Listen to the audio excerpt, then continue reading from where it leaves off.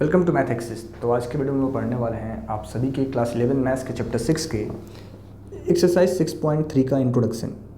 क्योंकि एक्सरसाइज 6.3 में जो भी हमें क्वेश्चंस दिए गए हैं उनको सॉल्व करने में जो हमारे इंपॉर्टेंट थ्योरम्स हैं आपका बहुत ज़्यादा हेल्प करने वाले हैं। तो पहले हम लोग इन थ्योरम्स को आपके साथ डिस्कस करेंगे, देन नेक्स्ट वीडियो में आपको एक्सरसाइज 6.3 के सभी क्वेश्चंस का सॉल्यूशन बताया जाएगा।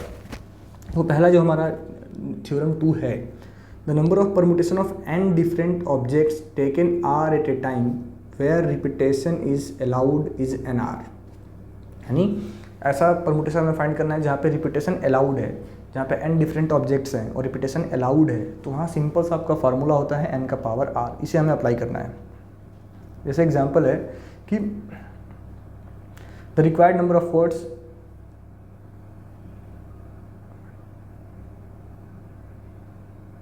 मानो आपको बोला जाए कि आपको एक 3 लेटर्स का वर्ड फॉर्म करना है और आपके पास टोटल 5 अल्फ़ाबेट्स दिए हैं A, B, C, D और E। इनको यूज करके आपको एक 3 लेटर्स का वर्ड फॉर्म करना है।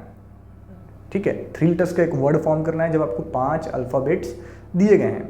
तो अगर आपसे बोला जाए कि हमें क्या यूज करना है, हमें आप डायरेक्ट परमुटेशन का फार्मूला अप्लाई कर सकते हैं कि NTR, जो कि क्या होता है, अपने पास 5 हैं और इनमें से कोई 3 हमें लेना है।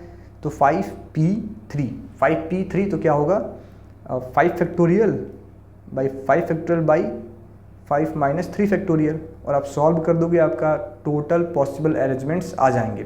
बट अगर आपसे बोला जाए कि रिपीटेशन नॉट अलाउड है तो हम इसको अप्लाई करेंगे। बट अगर हमसे बोला जाए कि रिपीटेशन अलाउड है, ठीक है, रिपीटेशन अलाउड है, तो आप अपने को 3 लेटर्स का वर्ड फॉर्म करना है ना। तो पहले को भी फिलअप करने के लिए अपने पास 5 तरीके हैं, दूसरे के लिए भी 5 तरीके हैं और तीसरे वाले के लिए भी 5 वेज हैं या फिर कह लो 5 तरीके हैं। तो टोटल आपका आंसर क्या आएगा 5 का पावर 3। देखो ये तो हमारा फार्मूला है कि टोटल पॉसिबल जो चीज़ें हमारे पास है n डिफरेंट ऑब्जेक्ट्स हैं उसमें से r हमें लेना है, तो 5 का पावर 3 हो गया। ठीक है, तो आशा करते हैं थ्योरम 2 आपको समझ में आया होगा। देन अगला है हमारा थ्योरम 3 कि the number of permutations of n objects where p objects are of the same kind and rest all are different। ठीक है, rest all are different। मानो आपको बोला जाए कि कुछ एक ऑब्जेक्ट बार बार रिपीट कर रहा है, उसको अगर आपको परमुटेशन फाइंड करना है तो आप क्या करोगे n factorial by p factorial. ठीक है, n total number of objects और p फैक्टोरियल क्या है कि जो ऑब्जेक्ट कितनी बार रिपीट कर रहा है। मान लो आपको बोला गया कि आपको एक 5 डिजिट का नंबर फॉर्म करना है, 3 डिजिट का नंबर फॉर्म करना है। इनको यूज करके मान लो आपको दिया गया कि 1 1 2 3 4 5, इनको यूज करके हमें एक 5 डिजिट का नंबर फॉर्म करना है। ठीक है, 3 डिजिट का नंबर फॉर्म करना है।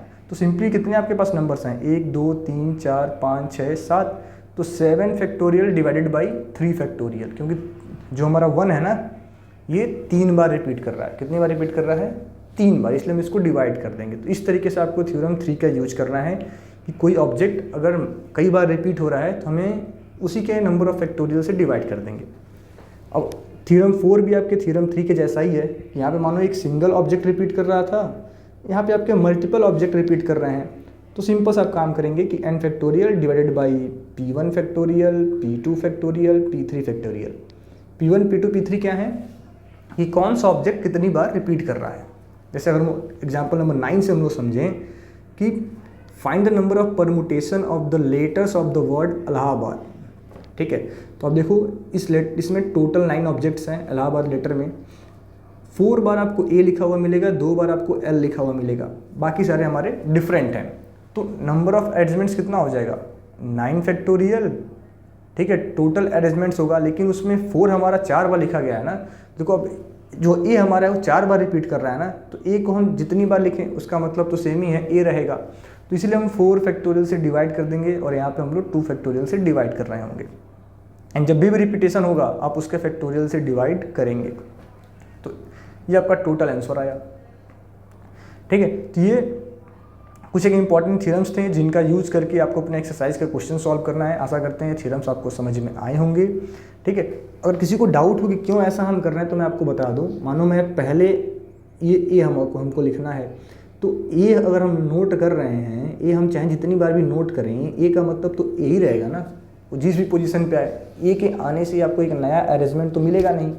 तो इसीलिए हम लोग 4 फैक्टोरियल से डिवाइड कर रहे होते हैं कि क्योंकि मानो हमने पहले काउंट किया कि ए हमारा पहला ए हमारा फर्स्ट पोजीशन पे है, दूसरा ए हमारा थर्ड पोजीशन पे है, तो इनसे हमें डिफरेंट डिफरेंट अरेंजमेंट्स मिलेंगे ना, बट ए तो ए ही है, इसीलिए हम उसके 4 उसको हम डिवाइड कर देंगे। ठीक है, आशा करते हैं आपको समझ में आया होगा। अगर नहीं समझ में आया हो तो आप एक बार एक्सरसाइज के क्वेश्चंस का वीडियो देखो, आपको और ये चीज़ें और अच्छे से क्लियर हो जाएंगी।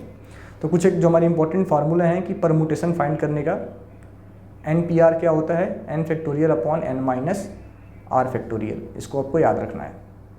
ठीक है, तो नेक्स्ट वीडियो में आपको एक्सरसाइज 6.3 के क्वेश्चंस बताए जाएंगे। Thank you.